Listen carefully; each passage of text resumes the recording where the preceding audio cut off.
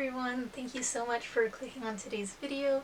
Today I'm going to be talking about one of my, I think, favorite and most important things I learned out of my holistic nutrition program and just kind of overall in my journey of trying to be more conscious about my health and wellness. It is this habit called mindful eating. I don't know about you, but for me, eating was never something I thought about consciously when I ate. It was just, I had the food and I was eating. It wasn't something I put a lot of thought and effort into. And not that mindful eating requires a ton of thought and effort, but it definitely requires you to think a little bit more deeply and kind of notice things that you probably just shrug off naturally. So I'll be talking about how mindful eating has helped me personally and how I think it can help you too in your own health goals. And then I'll be talking about 5 tips or little mini habits you can do that make up a good mindful eating practice. So first of all, how has mindful eating helped me? I personally have always struggled with digestive issues, whether that be constipation or bloating. And I pretty much knew that it had something to do with my diet. I sometimes overate on the not so great things, like a lot of sweets or salty things. A lot of snacking and desserts are probably where I struggled the most. Or other occasions where if I went to like a party or a potluck or something, I noticed when I had a really weird combination of tons of different foods, especially when they're like really oily or salty, and just all those things combined, it would really hurt my stomach. I never really did anything about it at the same time. I was like, dang, this really hurts, but a few days later I'll be fine, and then I kind of just left it as is. I never really changed anything about how I ate. So when I first read about it, mindful eating sounded like something I could easily do myself. Everything is pretty flexible and it's really up to the individual person how exactly they want to go about being more mindful about how and what they're eating. So now for the past couple of months I've been trying to be more mindful about what I'm eating, and it's really had a huge effect on my digestive issues like I talked about. I definitely feel a lot better and more energetic. I still do sometimes get digestive issues, but it's very rare these days. But I think now I'm able to kind of take note of what kind of foods I ate then, and then now in my daily routines I try to limit my consumption of those types of foods. So I still wouldn't consider myself a super skilled mindful eater, but I think it's definitely something you don't need to stress about. It's just kind of in the back of your head and try to remind yourself when possible. And it's been really helpful for me. I think it'll be helpful for a lot of people. That's why I'm making this video.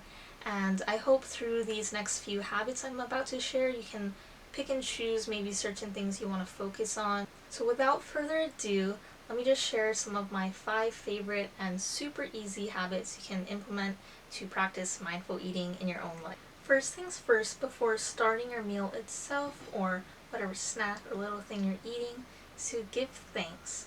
Now, this can vary person to person. Some people like to give thanks through a prayer or something like that. I think really just the thought itself, you don't even need to say it out loud or anything. Just kind of before starting your first bite or first sip, you go ahead and thank whoever you think you need to thank. If you're appreciative for the land that provided and grew your food, mentally thank the earth for that. If you're eating meat or an animal product, give thanks to that animal for providing its life or whatever products it was able to make, or maybe even just giving thanks to the farmers who cultivated your food, or the hands of the restaurant workers or family member, whoever prepared it. Even if it's yourself who just made that food, give thanks to yourself and just kind of take that moment to realize how lucky you are to have that food. And I think this awareness of being like, this is special that you are not fighting to get food on your table is really something you need to appreciate.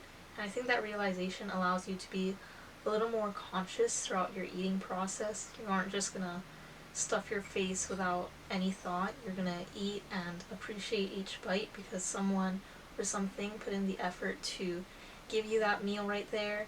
It does not matter at all how long you take to give thanks or how exactly you do it. If you want to do it out loud or in your head, it doesn't matter. I think before I used to do my prayers out loud, and I think that'd be great, but I realized I wasn't actually thinking and feeling whatever I was actually saying. I was just saying it just to say it. I think the most important thing is to just be really intentional with your thoughts and truly feel whatever you're thinking or saying out loud. And I think that whole awareness of being truly thankful and having that gratitude for what you're consuming right there will set you off on the best foot while going about these next few habits. Next thing is to watch your portion sizes. And this entails a couple of things. First one being the whole portion of that meal or snack itself altogether. And then the other thing is to also notice the portions of the separate food groups you have on your plate. So first things first, for overall portion sizes, I think especially when it comes to snacks or sweets, things you aren't really getting a ton of nutritional value out of, and you're eating it pretty much just for the taste and enjoyment of it, which of course is super important, and it's totally fine to just eat things because they taste great. But the really important thing is to make sure you don't overdo it. So by this I mean, don't just have your entire bag of chips out and just keep grabbing until the whole bag is gone. And of course it's really important to treat yourself, but it's also important to notice when enough is enough. But just being aware, so for example, like the chips, maybe you will have a little snack bowl that you pour yourself a set amount of. Or if we're talking about a dessert, maybe like brownies or cake or something, make your slices maybe smaller. So if you have maybe 5 brownies that are bite size, you'll feel like you just grabbed a lot, but you're still eating less than if you cut up and ate 5 brownies that were this size. So little tricks like that, you can see what works for you. And also along with this is to watch the portions of each food group you have, so making sure your entire dinner isn't just chicken wings and a ton of them. Maybe have your chicken wings, maybe have only a couple, and then you'll also have some good grains or other carbs, and then you'll also have some fruits or vegetables, maybe a salad you threw together. I think for most people it's pretty standard to have your protein and then some kind of carbs, but I think a lot of people sometimes forget about the vegetables or fruits, and so one of my favorite things is just aim to have at least one fruit or vegetable on your plate and let it take up at least a quarter of the total of what you're eating. So, find something that works for you and just always strive to be the most balanced as possible. Next thing is to slow down when you're eating and really enjoy the eating experience. So for some people this might be putting down your phone or turning off the TV so you can really focus on your food. But I think most people can still kind of multitask and still be able to do this. So it doesn't really necessarily mean you need your whole undivided attention on your meal and with each individual bite, but kind of that whole idea of being more conscious of the flavors and what you like or don't like, the textures of your food. And the biggest thing for this is to slow down when you're eating.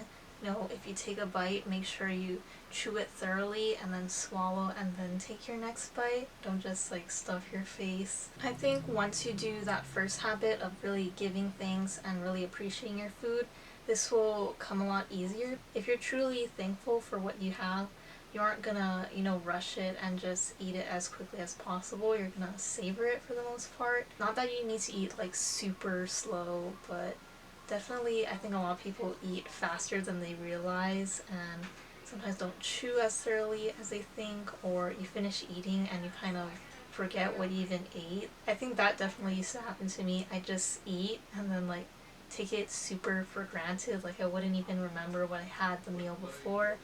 And so this process of slowing down and enjoying the whole eating experience is super special.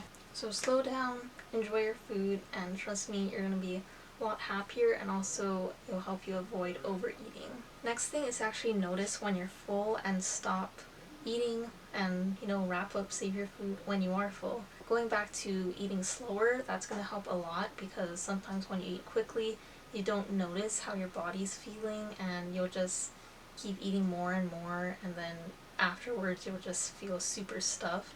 But if you take it slower and then eventually you'll notice a point where you are full. Sometimes you might actually put more on your plate because you don't feel full yet. That's totally fine too. But just notice how you feel as you're eating. If you feel full, just remember you can always wrap it up and save your leftovers. or just take food in smaller amounts so you don't end up having more on your plate than you can finish. Cueing into how your body feels as you eat and noticing that point where you're full. Your body, specifically your energy levels, I think are really going to thank you once you stop overeating and just forcing food down so quickly.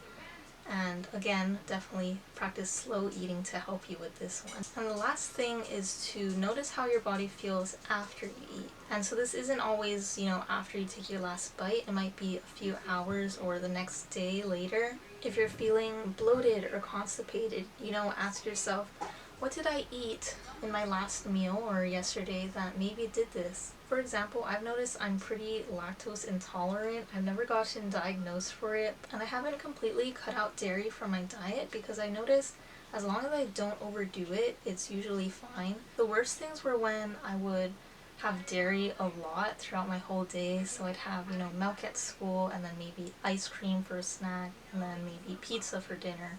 Like, that would be the worst combination of things. But once I noticed dairy wasn't really agreeing with my stomach, I definitely cut back on how much I ate. So I'll usually limit myself to like one thing containing dairy per day. So, if that one day I want to have a little serving of ice cream, I'll go ahead and do that. Other days I'll sprinkle it on top of pizza I'm making. Each of our bodies are different, but I think the main things to watch out for are highly processed things that contain either a lot of salt or a lot of sugar. Other times it's really oily things, like if you eat a lot of fast food, specifically the deep fried stuff. Other things, I know a lot of people don't react well to red meat, and it's just kind of hard to digest for a ton of people, I think. So definitely watch out for those things I mentioned, but remember, all our bodies are different.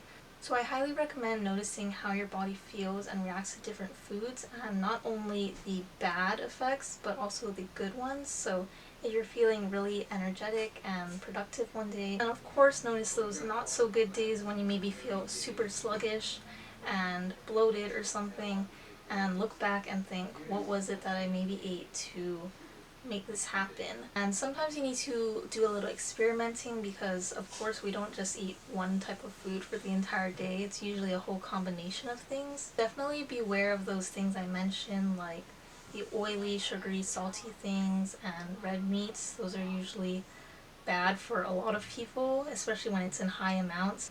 And once again, it's not like you have to completely cut those things out of your diet. It's more so finding that balance of what can you do to make sure you're not eating so much of them. So maybe if you're someone who doesn't really react well to sugar, just don't eat the entire giant chocolate bar, take a little piece out of it, and using those other habits, eating it slowly and appreciating it, you'll find yourself able to get that same satisfaction from smaller amounts of those things. And then also finding healthier alternatives that, you still get that same happiness from, but you don't need to endure the negative effects on your body. So that's all I have for you today. I hope you can take something away from these habits I shared with you and find which ones you can do in your own life. I really recommend this for literally everyone. It's really beneficial both for your physical health and mental health. Each of these habits have their own little benefits and kind of work together as one. So really try to do all of them if possible, but maybe start off with specific ones and then work from there. So let me know if you try mindful eating. I hope this video was helpful for you in trying to adopt those habits. Thank you again so much for watching, and I'll see you guys next time. Bye!